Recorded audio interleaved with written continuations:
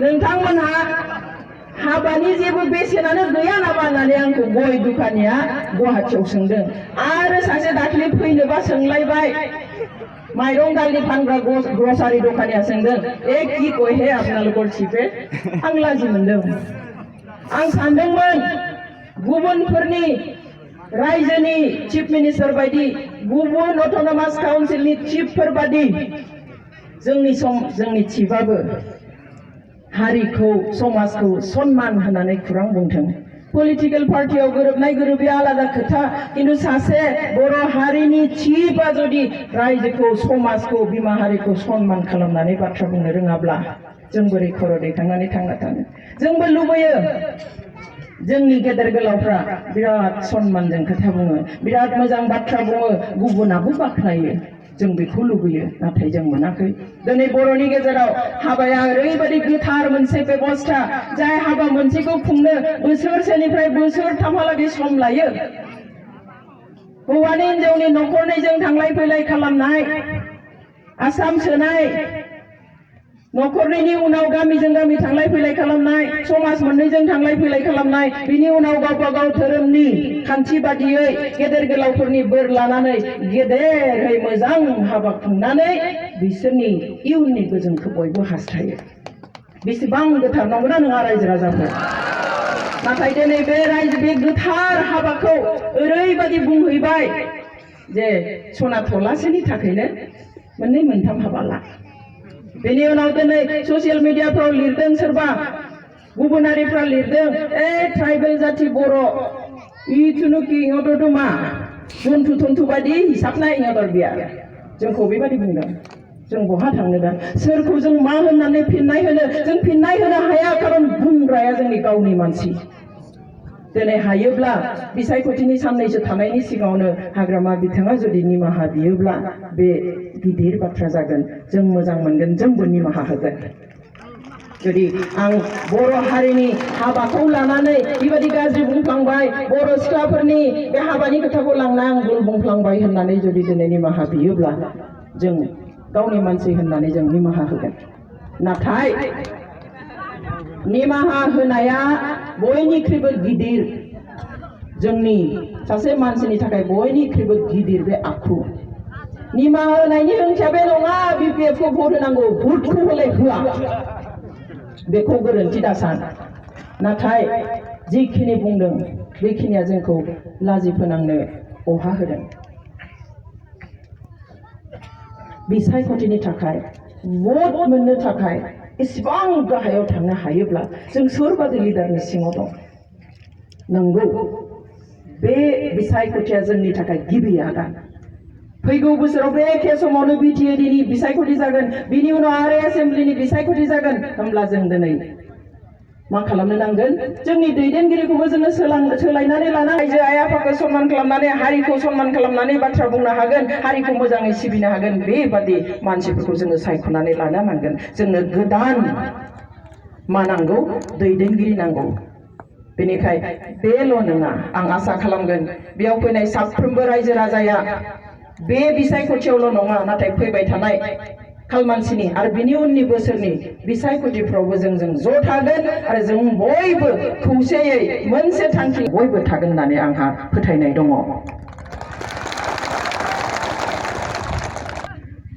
जों बयबो मिन्थिगौ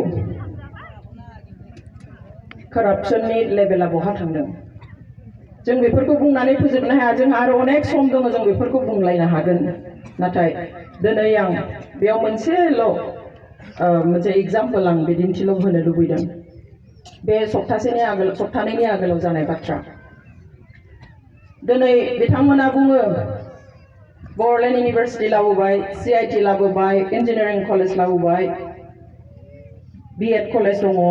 बायदिसिना किन्तु बेफोराव एडमिशन्स लानायाव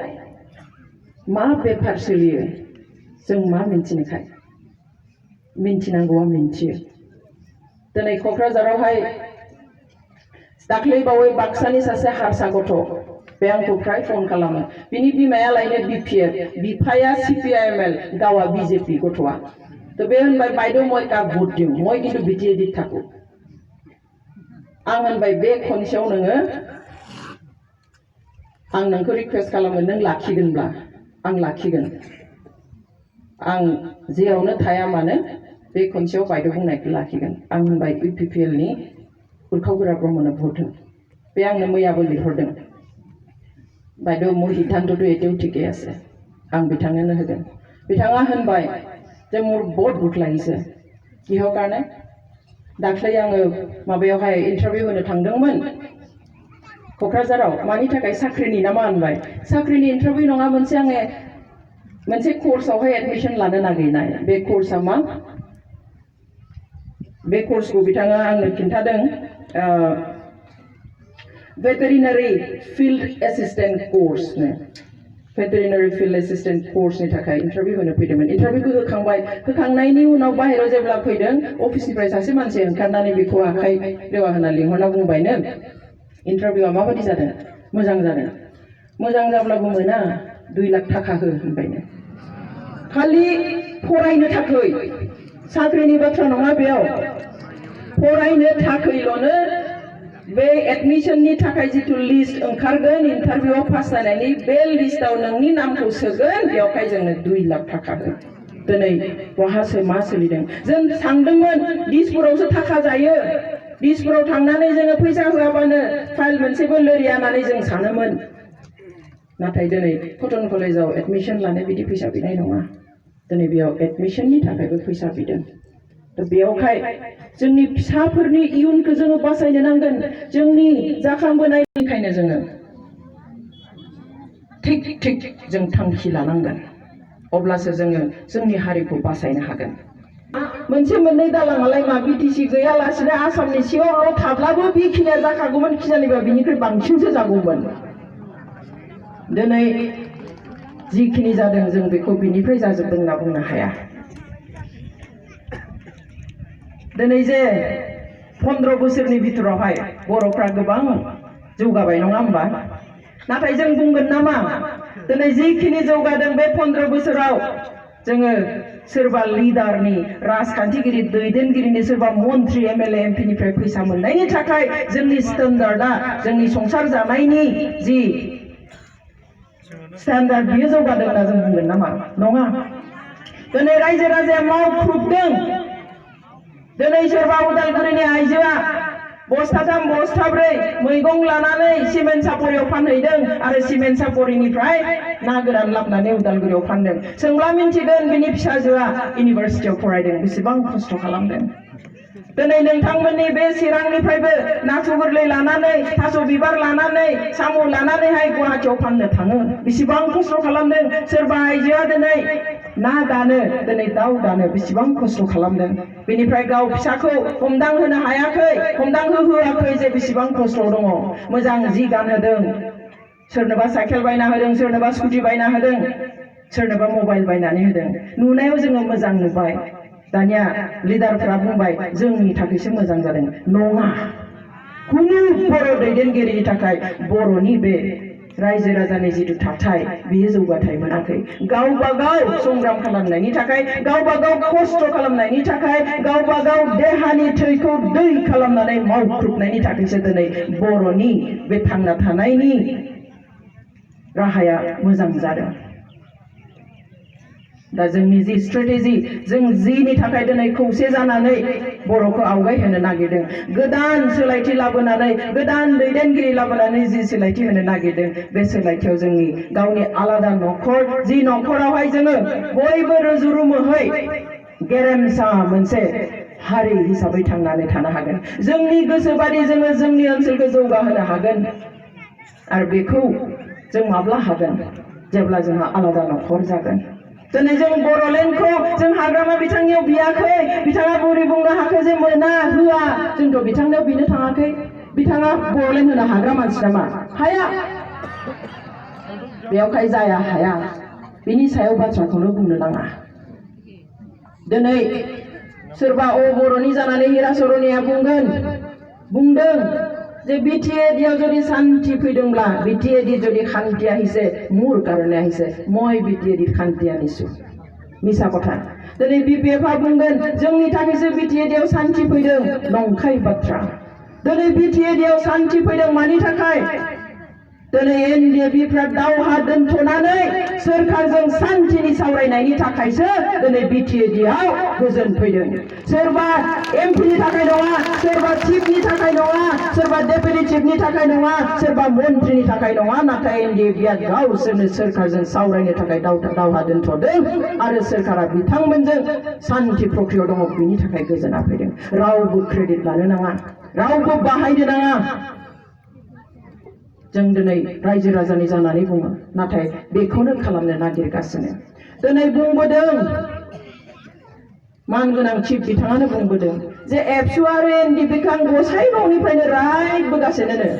गसाइगाव रायबाय, दाबो रायदों, दा तामुलपुराव थांगोन बेयावबो रायगोन, गाबोन गहपुराव थांगोन बेयावबो रायबावगोन आं एबसु आरो एनडिएफबिखौनो। मा राव बेलाय? आइफोर आफाफोर, मोनसे खोथाखौ जों गोसोआव लाखिनो नांगोन। दिनै बर' हारिया जुदि खर' दैखांनानै मान सन्मानजों बे बुहुमाव थांनानै दङब्ला बिनि जाहोना एनडिएफबि आरो आबसु।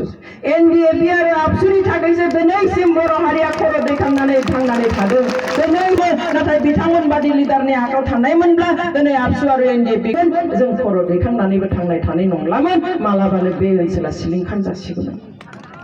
बर' हारिखौ खुनु एमपि मन्थ्रिया बासायनानै लाखियाखै। नंगौ, जोंबो बिथांमोनखौ सहाय खालामदोंमोन, बिथांमोनखौ हेफाजाब होदोंमोन, मानोना जों पलिटिक्सआव थांनो गोसो गैयामोन, जों राजखान्थि खालामनो गोसो गैयामोन। जों समाज सिबियो, सोरबा मावथ्र'हायैखौ फिसा बिला खामानिसो जों मावो। जों सानदोंमोन जों थि मानसिखौ जोङो हरफ्लांदों, बिथांमोना सुक्ति खालामबाय,